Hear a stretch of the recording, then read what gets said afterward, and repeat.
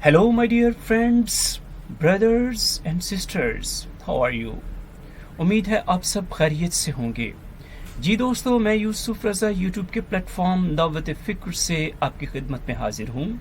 जी मसीह खुदा ने आप सब सुनने वालों की सलामती हो। आप तंदुरुस्ती के साथ उम्र की दराजी पाएँ। मसीह खुदावंद में आप हर रोज़ नई नई खुशियों का तजुर्बा करें। आपके घर आंगन में बेशुमार खुशियाँ रक्स करें। खुदा आपको ईमानी कुव्वत के साथ इतना रिस्क दे कि आपसे संभाला ना जाए। खुदा आपकी हर मंजिल व मकसद के हसूल में आपके लिए आसानियां पैदा फरमाए। आमीन। यीशु नाम में आमीन। जी दोस्तों, आज यूट्यूब के प्लेटफॉर्म पर जो हमारा टॉपिक है सुन्नते इब्राहिमी। गुफ्तगू थोड़ी तवील ज़रूर है, लेकिन उम्मीद है कि आप मुअज़्ज़िज़ सामाईन हर लम्हा ईमान की ताज़गी महसूस करते जाएंगे।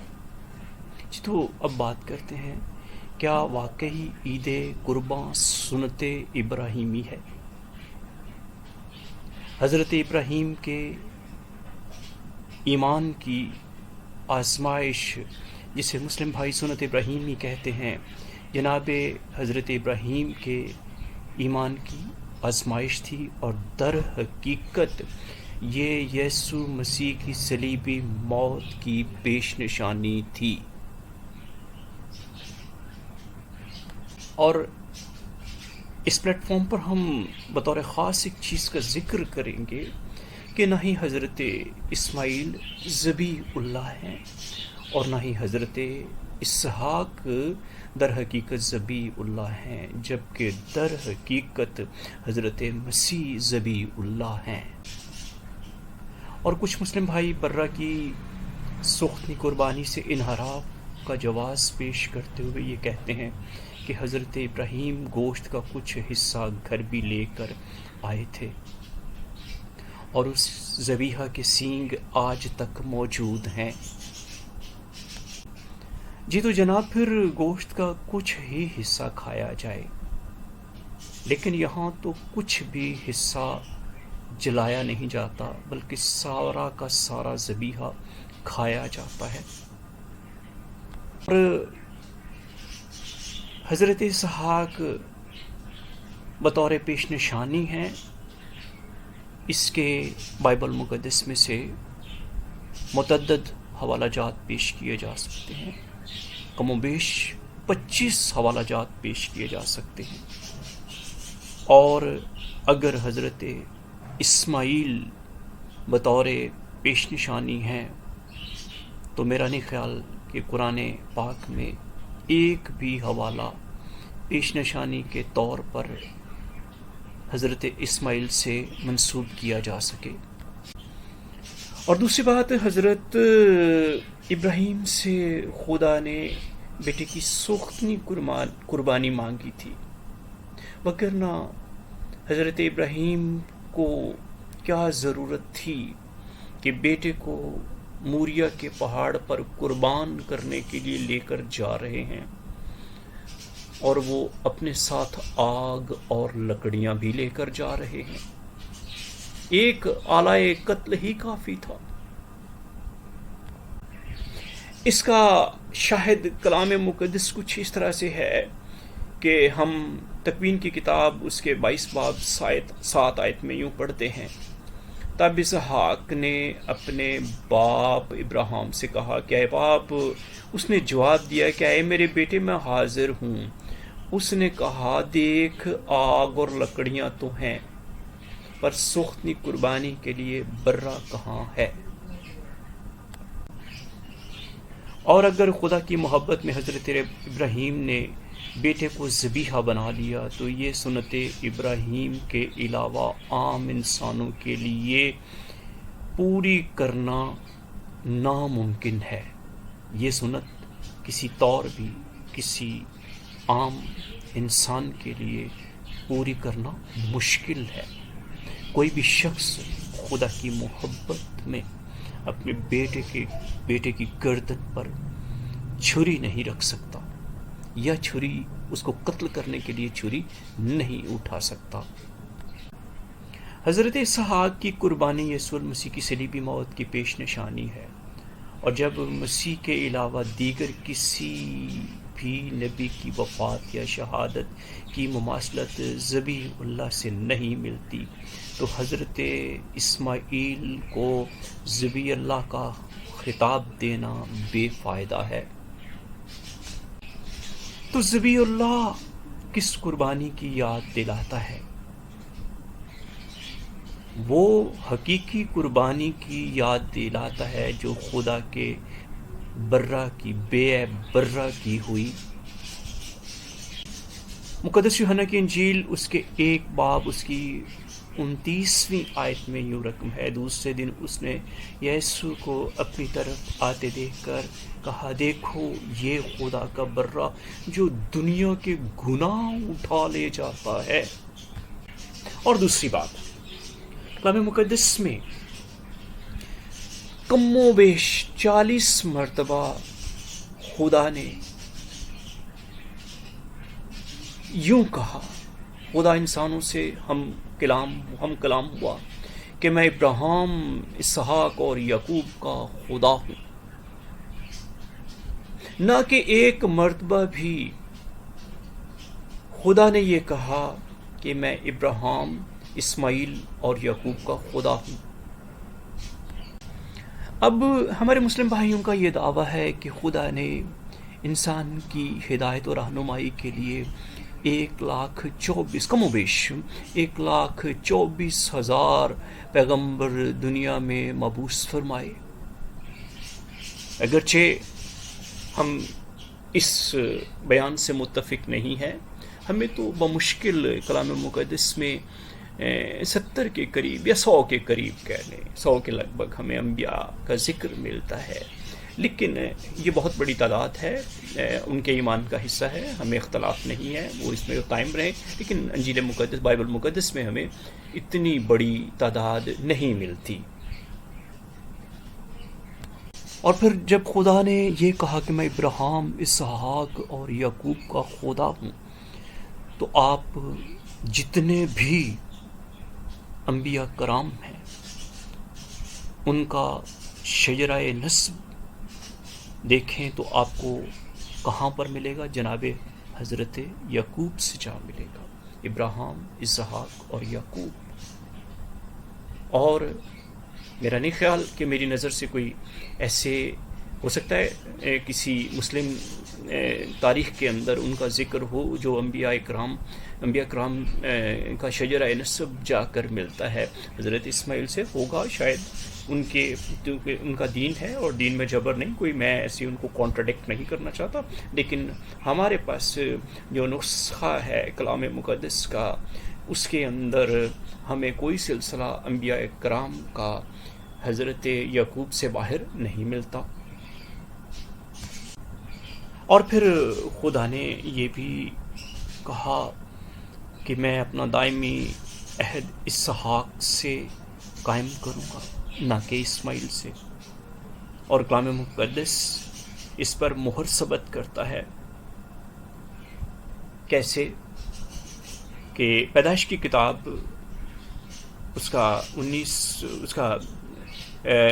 باب 17 سے 19 میں یوں لکھا ہے، تب خدا نے فرمایا کہ بے شک تیری بیوی سارہ کے تجھ سے بیٹا ہوگا، تو اس کا نام اسحاق رکھنا، اور میں اس سے اور پھر اس کی اولاد سے اپنا عہد جو ابدی عہد ہے باندھوں گا۔ اور اسماعیل کے حق میں بھی تیری دعا سنی گئی، دیکھ میں اسے برکت دوں گا اور اس سے برومند کروں گا اور اسے بڑھاؤں گا، اور اس میں سے 12 سردار پیدا ہوں گے، اور میں اسے ایک بڑی قوم بناؤں گا۔ لیکن میں اپنا عہد اسحاق سے باندھوں گا جو اگلے سال اسی وقت معین پر سارہ سے پیدا ہوگا۔ بے شک خدا کا کلام سچائی ہے، اور آج مسلم بھائی ایک بہت بڑی قوم کی صورت میں ہمارے سامنے آباد ہیں اور یہ خدا کے کلام سے باہر بات نہیں ہے اور ایک بہت بڑی قوم ہے، لیکن خدا کا تعلق، خدا کے انبیاء کرام کا تعلق جو ہے وہ جا نکلتا ہے، جا ملتا ہے حضرت یعقوب کے ساتھ۔ یہاں پر بہت بڑی قوم بنی ہے، برکت ملی ہے، لیکن سردار پیدا ہوئے ہیں۔ جی دوستو، اب میں آتا ہوں وہ resemblance between Isaac and Jesus, مسیح خداوند کے درمیان اور حضرت اسحاق کے درمیان جو مماثلتیں ہیں وہ 11 کے قریب ہیں جو مجھے ملی ہیں، میں ان کو آپ کے سامنے پیش کرتا ہوں۔ پہلی مماثلت تو یہ ہے کہ حضرت اسحاق کا نام بھی حضرت اسحاق کی پیدائش سے پہلے رکھا گیا اور یسوع مسیح کا نام بھی یسوع کی پیدائش سے پہلے رکھا گیا۔ دوسری مماثلت اسحاق اور یسوع کی قربانی پہاڑ پر ہوئی، پرانی قربان گاہ کوہ موریا، نئی قربان گاہ کوہ کلوری۔ تیسری مماثلت اسحاق اور یسوع دونوں کو لکڑی پر دراز کر کے قربان کیا گیا۔ حضرت اسحاق تو قربان نہ ہوئے، لیکن یسوع مسیح کو دار پر، کاٹھ پر دراز کیا گیا اور قربان کر دیا گیا۔ اگرچہ حضرت اسحاق دراز تو کیے گئے لیکن قربان نہ کیے گئے، اور اگرچہ خدا کے ہاں، نمبر 5، اور اگرچہ خدا کے ہاں کچھ بھی ناممکن نہیں، تو بھی حضرت ابراہیم 100 برس کے تھے اور حضرت سارہ 90 برس کی تھیں جب ان کے ہاں اولاد پیدا ہوئی، یعنی حضرت اسحاق پیدا ہوئے۔ یہ 90 اور 100 برس کی عمر بھی سمجھ سے باہر ہوتی ہے، تو بھی کسی حد تک ممکنات میں سے ہے۔ ہم نے دیکھا ہے 55 برس کی عورتیں بھی ماں بنتی ہوئی، لیکن ایک کنواری کا بغیر باپ کے بیٹے کو جنم دینا، بغیر مرد کے جسمانی لمس کے ماں بن جانا، حاملہ ہو جانا، یہ چیز بعید القیاس ہے۔ اب اگر ادھر حضرت سارہ اماں حمل میں لیتی ہیں حضرت اسحاق کو 90 برس کی عمر میں، کسی حد تک بات قابل قبول ہے، تو یہاں ایک کنواری بغیر مرد کے جسمانی لمس کے حاملہ ہوتی ہیں، یہ بات، یہ نوالا نہ تو حلق سے اترتا ہے اور نہ ہی ہضم ہوتا ہے۔ اب آتے ہیں نمبر 6 نقطہ کی طرف۔ حضرت اسحاق بھی وعدے کے فرزند ہیں اور حضرت یسوع مسیح بھی وعدے کے فرزند ہیں۔ اب آتے ہیں پوائنٹ نمبر 7 کی طرف۔ انسانی نجات کی پیش نشانی حضرت ابراہیم کے بیٹے اسحاق کی قربانی تھی، جبکہ انسانی نجات کی حقیقی قربانی خدا کے بیٹے، اس کے بے عیب برا یسوع المسیح کی قربانی تھی۔ نمبر 8 کی طرف آتے ہیں کہ حضرت اسحاق بھی اپنی لکڑیاں سوختنی قربانی کے لیے لے کر خود پہاڑ پر گئے قربان ہونے کے لیے، اور یسوع المسیح اپنی صلیب خود لے کر گئے اپنے آپ کو قربان کرنے کے لیے۔ ابراہیم باپ کو ظاہر کرتے ہیں اور حضرت اسحاق یسوع المسیح کو ظاہر کرتے ہیں۔ نمبر 9، حضرت ابراہیم کی تمام وراثت کا حقدار حضرت اسحاق ٹھہرے، اور اس پر مہر ثبت ہوتی ہے تکوین 25 باب اس کی 5 آیت میں، اور ابراہیم نے اپنا سب کچھ حضرت اسحاق کو دیا۔ اور دوسری طرف ہم دیکھتے ہیں کہ وہاں پر بھی وراثت میں جو کچھ ملا، ادھر محدود اور زمینی اور ادھر آسمانی اور زمینی لامحدود اختیار آسمانی باپ نے اپنے بیٹے کو دیا۔ مقدس متی کی انجیل اس کے 28 باب اس کی 18ویں آیت میں یوں لکھا ہے، اور یسوع نے ان کے پاس آ کر ان سے باتیں کی اور کہا، آسمان میں اور زمین پر سارا اختیار مجھے دیا گیا ہے۔ اب یہاں پر دیکھا جائے تو دونوں بیٹوں کو اختیار ملا ہے، ایک کو زمینی وراثت ملی ہے، مجازی اختیار کہہ سکتے ہیں، اور دوسرے بیٹے کو حقیقی اختیار، کائنات کا اختیار، آسمان اور زمین پر کل اختیار۔ آسمان کی وسعتوں کا انسان شمار نہیں کر سکتا، نہ جانے کتنے اجرام فلکی، کتنے گلیکسیز، کتنی کیا کیا کچھ، اگر میں گنوں اسٹرائڈز، یہ وہ کتنے سولر سسٹم، سب کچھ اس آسمان کے نیچے، آسمان تلے موجود ہے۔ یہ سب کچھ جو ہے وہ بیٹے کو دے دیا گیا، یعنی یسوع المسیح کو سارا اختیار دے دیا گیا۔ اب آتے ہیں 11ویں مماثلت کی طرف، کہ ابراہیم کے لیے برے کے جھاڑیوں میں پھنسے ہوئے سینگ اور خدا کے برے یسوع المسیح کے سر پر خاردار تاج، دونوں کے سر جو ہیں کانٹوں میں پھنسے ہوئے ہیں۔ یسوع مسیح کے سر پر کانٹوں کا تاج پہنا دیا گیا، اور ادھر برے کے سینگ کانٹوں میں پھنسے ہوئے تھے۔ یہاں پر ہمیں کوئی نہ کوئی مماثلت، کوئی ریزیمبلنس نظر آتی ہے۔ جی پیارے دوستو، اب آتے ہیں دوسری جانب، اور اب اگر بالفرض کسی نظریہ ضرورت کے تحت یا کسی افہام و تفہیم کے پیش نظر یا احترام آدمیت کے تحت یہ تسلیم بھی کر لیا جائے کہ حضرت اسماعیل ذبیح اللہ ہیں، تو یاد رکھیں کہ ذبیح اللہ ایک سلسلہ ہے، ایک کڑی ہے، اس کا ایک گہرا الہی بھید ہے اور عظیم پس منظر ہے، جو صرف جانوروں کی قربانی تک محدود نہیں بلکہ منصوبہ نجات کی یہ ایک پیش نشانی ہے، حقیقی اور عظیم قربانی کی پیش نشانی ہے، جو انسانی ابدی نجات و حیات کے لیے یسوع مسیح نے کوہ کلوری پر پیش کی۔ اور پیارے اور عزیز مسلم بھائیوں، پلیز ٹھنڈے دل و دماغ سے دل پر ہاتھ رکھ کے چند لمحات اور ساعتوں کے لیے لمحہ بھر میں غور و فکر کیجیے اور تجزیہ کیجیے کہ اگر ذبیح اللہ حضرت اسماعیل ہیں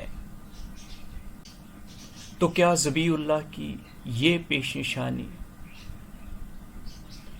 کسی بھی طرح سے حضرت محمد مصطفیٰ صلی اللہ علیہ وآلہ وسلم پر صادق ٹھہرتی ہے؟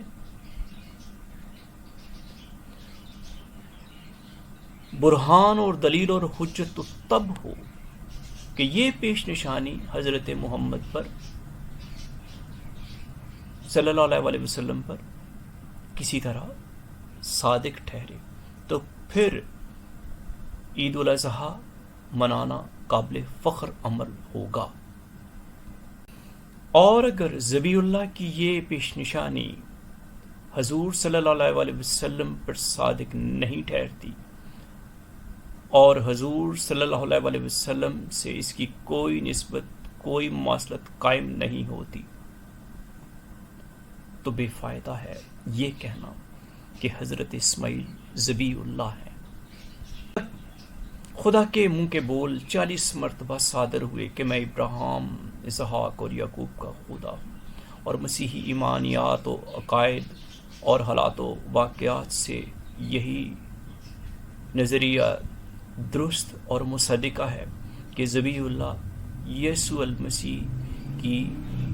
المسیح ہیں، جنہوں نے کوہ کلوری پر اپنی جان کا نذرانہ پیش کیا، اور حضرت اسحاق ان کی پیش نشانی ہے۔ میرے پیارے بھائیوں، بڑی معذرت کے ساتھ، جو ٹوپی میرے سر پر فٹ نہیں آتی میں اسے کیوں پہنوں؟ وہ ہوا سے اڑ جائے گی، وہ گر جائے گی، تنگ ہوگی تو میرے جسم کو تنگ کرے گی، میرے سر کا شاید وہ بلڈ سرکولیشن روک دے گی. اگر بڑی ہوگی تو وہ ادھر ادھر ہلتی پھرے گی اور ممکن ہے وہ گر جائے. تو انسان کو وہ ٹوپی پہننی چاہیے جو اس کے سر پہ فٹ آئے. اور جو ذبیح اللہ کی یادگاری کرتا ہے وہ یسوع المسیح کی کوہ کلوری پر صلیبی موت کی یادگاری کرتا ہے. کیونکہ اب بات دور جدید میں چلی گئی، عہد جدید میں چلی گئی. خدا مند یوں فرماتا ہے، اشعیاء نبی کا صحیفہ اس کا پہلا باب 11 سے 13 آیت تک پڑھوں گا. خدا مند یوں فرماتا ہے، تمہارے ذبیحوں کی کثرت سے مجھے کیا کام؟ میں مینڈوں کی سوختنی قربانی اور فربا بچڑوں کی چربی سے بیزار ہوں، اور بیلوں اور بھیڑوں اور بکروں کے خون میں میری خوشنودی نہیں. یہ میری منہ کی بات نہیں، خدا کا کلام ہے. اور 12 آیت میں یوں رقم ہے، اشعیاء نبی کے صحیفہ اس کی 12 آیت میں یوں رقم ہے، جب تم میرے حضور آ کر میرے دیدار کے طالب ہوتے ہو تو کون تم سے یہ چاہتا ہے کہ تم میری بارگاہوں کو رون دو؟ آئندہ کو باطل ہدیے نہ لانا. بخور سے مجھے نفرت ہے، نئے چاند اور سبت اور عیدی جماعت سے بھی، کیونکہ مجھ میں بدکرداری کے ساتھ عید کی برداشت نہیں ہے. یہ میرے منہ کی بات نہیں، میں نے بحوالہ بات کی ہے بائبل مقدس میں سے. اور سنت ابراہیم میں ذبیحہ کاٹ کر جلایا گیا تھا، کھایا نہیں گیا تھا. سنت ابراہیمی سوختنی قربانی تھی. جو ذبیحہ کاٹ کر کھایا جاتا ہے وہ یہودیوں کی عید فطیر ہے. اور اس لیے خدا کے گھر میں قربان گاہ کا تصور یہودی عبادت گاہ سیناگوگ میں اور مسیحی عبادت گاہ چرچ میں ہے، لیکن اسلامی عبادت گاہ ماسک مسجد میں قربان گاہ کا تصور قطعاً نہیں ہے. جی پیارے دوستوں، میں مانتا ہوں کہ حضرت اسماعیل بھی حضرت ابراہیم کی نسل سے ہیں، لیکن وہ وعدے کے فرزند نہیں ہیں. وعدے کے فرزند حضرت اسحاق ہیں.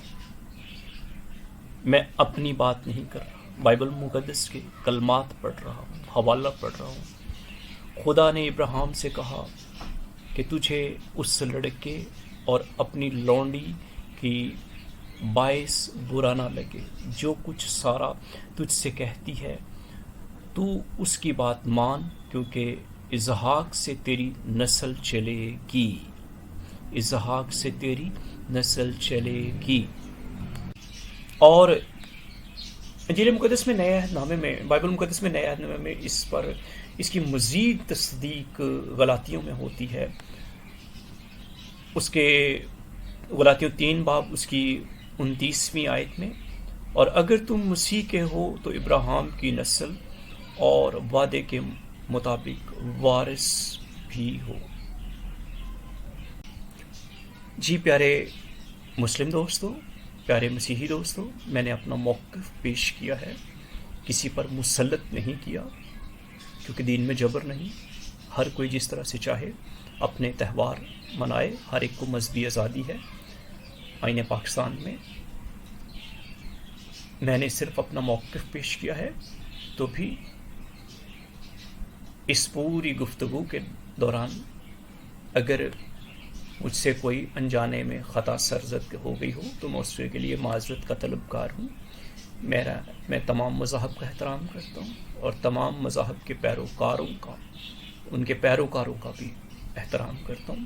میرے اندر احترام آدمیت موجود ہے اور میں سب کا احترام کرتا ہوں، سب سے پیار کرتا ہوں.